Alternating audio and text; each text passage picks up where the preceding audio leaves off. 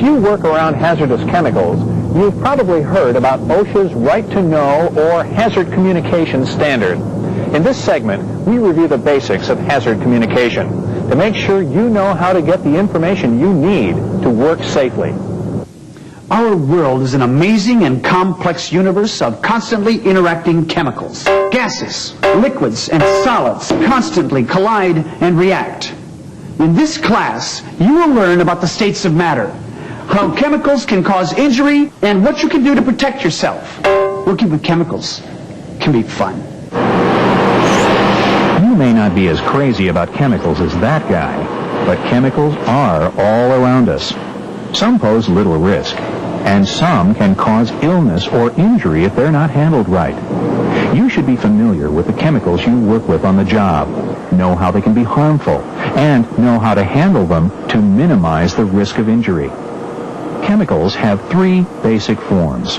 They can be solid, liquid, or gas. Keep in mind that solid chemicals can be in the air as dust or fumes. Liquids, when they heat up or are sprayed, can also form vapors and be airborne. Your sense of smell can often tell you when there are chemicals present, but don't rely on your nose. There are plenty of hazardous chemicals that don't warn you with odor. And don't sniff chemicals intentionally for any reason. Your health may be affected if toxic chemicals enter your body. This may happen in several ways, and you can protect yourself. First, some hazardous chemicals can be absorbed through direct skin contact into your bloodstream. Protective clothing can decrease this risk. Without protective clothing, direct contact can also cause skin irritation, burns, or more serious injury depending on the chemical. Some chemicals can be inhaled into your lungs. If you do inhale chemicals, they can damage your lungs or get absorbed into your bloodstream, injuring other organs. You can wear a respirator to filter chemicals out of the air you breathe. Respirators also prevent you from ingesting or swallowing chemicals. You can also use good work practices like washing your hands before putting anything into your mouth. Some hazardous chemicals that are swallowed make their way down to your stomach and are absorbed into your bloodstream. Finally, some chemicals can burn or be irritating if you get them in your eyes. You may need to use safety goggles, glasses, or a face shield for your protection. Not all chemicals require the use of personal protective equipment or PPE, and many chemicals that look the same call for different levels of protection. With some chemicals, you don't need protective equipment at all. In an upcoming Safety Watch program, we'll look at the use of PPE in detail. How seriously can you be hurt? It depends mostly on three things: the hazardous properties of the chemical involved, how much of it makes its way into your system, and how long you're exposed. If a chemical is concentrated, more will get into your system if you're exposed. And even if a chemical is not concentrated, if you're exposed to it over a long period of time, it can build up in your body, causing long-term illness or injury. There are some other factors that might increase the effects of toxins. If you're breathing hard when there are chemicals in the air, that increases exposure.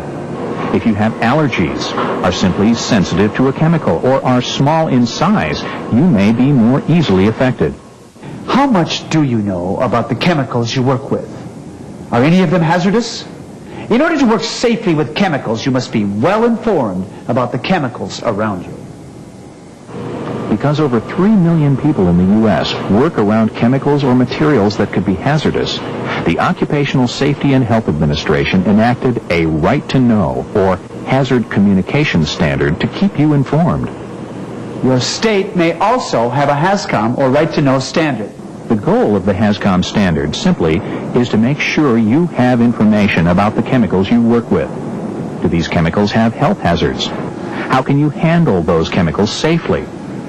And how can you minimize your risk of illness or injury and protect yourself?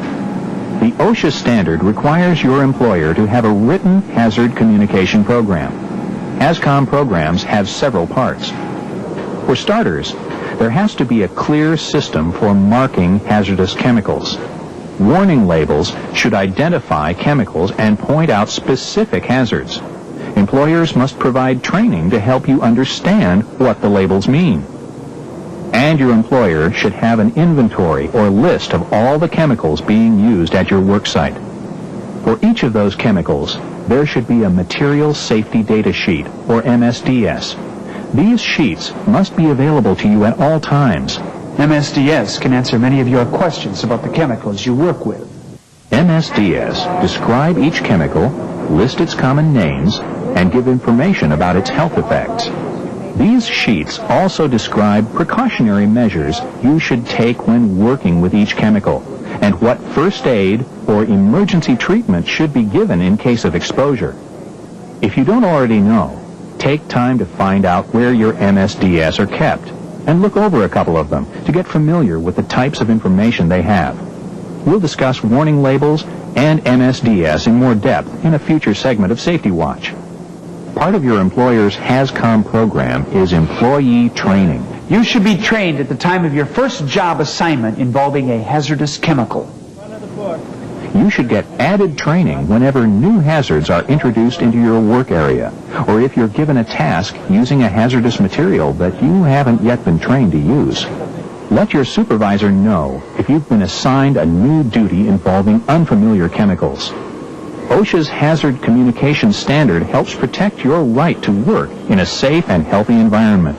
It requires that you be informed about the hazardous chemicals in your workplace, and that you're trained to work safely with these materials. But it's also up to you to use the information you get from your training, from labels, and from MSDS.